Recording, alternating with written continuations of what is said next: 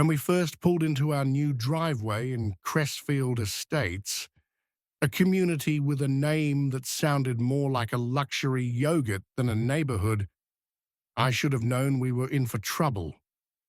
My wife, Madison, leaned out the window and said, "Looks peaceful."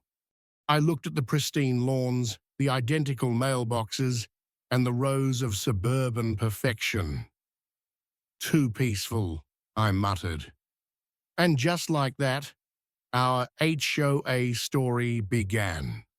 2 days later, a welcome package arrived. It came in a cream-colored envelope that smelled like lavender and subtle judgment. Inside was a booklet titled Community Standards for Harmonious Living. The title alone felt like a threat wrapped in soft font. Madison flipped through it and laughed. "Look at this," she said, pointing at a section that banned bright-colored doors. "Chartreuse is apparently a cry for help." We laughed until we got to the footnotes. No flags except state, national, or sports. No decorative flamingos, and get this, garage doors must remain closed at all times to prevent the perception of sloth. Yeah, that was the vibe. Then came the handwritten note from the HOA president. "Welcome to the community. We pride ourselves on order, safety, and mutual respect. All residents must be compliant. I'm always watching." It was signed Beverly Stanton. The next morning, while I was hauling boxes, a woman in a tailored windbreaker and a surgical-grade sunglasses walked past our driveway 3 times. On the third pass, she snapped a picture of our moving truck, scribbled something on a clipboard, and marched off like a mall security guard with a grudge. That was Beverly. We soon learned that Beverly didn't just run the HOA, she was the HOA. Self-appointed, self-important, and, as we would soon find out, deeply obsessed with control. What we didn't realize yet was that she had a personal grudge against women who looked like Madison. Confident, successful, and unapologetically non-compliant with Beverly's vision of domestic order. You see, Beverly had once run for city council and lost, badly, her platform. Discipline starts at the mailbox.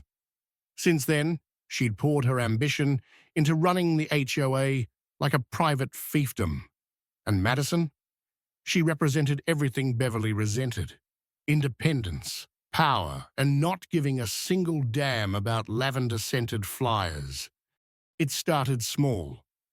A note on our door requesting proof of tenancy. Madison thought it was a joke, until Beverly showed up on our porch the next day with a clipboard and a fake smile. "I'm here to verify the occupants," she said. "That's my wife right there," I replied, motioning to Madison, who was lounging on the couch, reading the bell jar and drinking iced coffee like a queen. Beverly squinted. "And she lives here, permanently?" "Yep." She didn't like that answer. The next morning, a laminated flyer appeared on our door. "Unauthorized occupants may be subject to HOA penalties." And just like that, the war began. Madison tried being polite. She emailed the HOA board directly. Their response? "We are not aware of any such requirement." Classic Beverly, freestyling HOA law like she had a side hustle in authoritarianism. And then came the surveillance.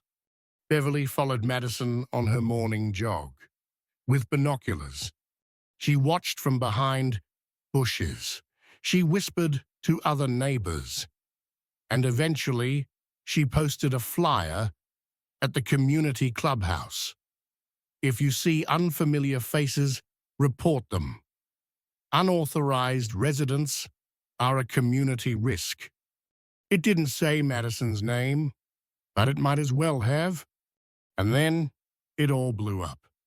Madison, who normally avoids confrontation like she avoids bad wine, decided she'd had enough. But she didn't confront Beverly right away. No. She waited. Because what Beverly didn't know was that Madison owned the house. Not me, not both of us, just her. She'd paid in full, in cash, through a legal trust tied to her real estate firm. No mortgage, no paper trail, and definitely no clue for Beverly to sniff out online. Madison let the insults build, the accusations stack, the flyers pile up, until Beverly crossed the line. She showed up at our door in a fluorescent vest, with a clipboard the size of a medieval shield, and said, "We're conducting a surprise HOA inspection. We've received anonymous complaints." I said, "You mean the patio chairs?" Beverly tried to barge in. Madison, still in her robe, sipped her coffee and said, "You can leave, or get a warrant. Your choice." Beverly turned purple. "I will escalate this." "Oh, please do," Madison smiled. And escalate she did. A week later, she called an emergency HOA meeting, accusing a resident at 188 Willow Bend, yes, that was us, of unauthorized occupancy and potential real estate fraud. The room was full, mostly confused neighbors and one guy who only showed up because he thought there'd be free donuts. Madison wore a crimson blazer. Beverly called for order, slapping a gavel against a cheese board. Then she showed a screenshot from our doorbell camera of Madison taking out the trash. "This woman," Beverly announced, "has not verified her residency." Madison stood. "You mean me?" she asked. "Ma'am," Beverly snapped, "please don't interrupt." "You literally just showed a photo of me," Madison replied. "You want proof I live here?" She reached into her tote bag and pulled out a folder. "This is the deed to the home, notarized, paid in full, in my name. I own this house. You've been harassing the homeowner."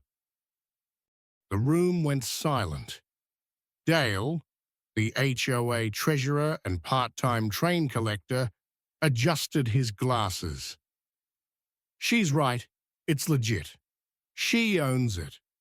Beverly stood frozen, like someone had unplugged her personality. You'd think it ended there. It didn't. Beverly tried one last Hail Mary. She filed a complaint with the county using a modified legal form. It included a fake clause about requiring HOA approval for cohabitation. The county flagged it. Then they audited her. Turns out, Beverly had her own violations, like the illegal garage apartment where her nephew had been crashing for 6 months, or the mysterious landscaping contract awarded to her cousin's fake business. $14,000 billed for shrub optimization. And guess who uncovered all of it? Madison. She brought it all to the next board meeting. Documents, invoices, photos, even screenshots of Beverly forging signatures and pocketing HOA funds through a secret account called, wait for it, the Lavender Fund. When the truth dropped, it dropped hard. The HOA board voted to suspend Beverly immediately. Her key was revoked. Her clipboard privileges terminated. And Madison, she was elected as the new community liaison by a landslide. Her first motion: no HOA communication shall contain synthetic scents, floral perfumes, or passive-aggressive fonts.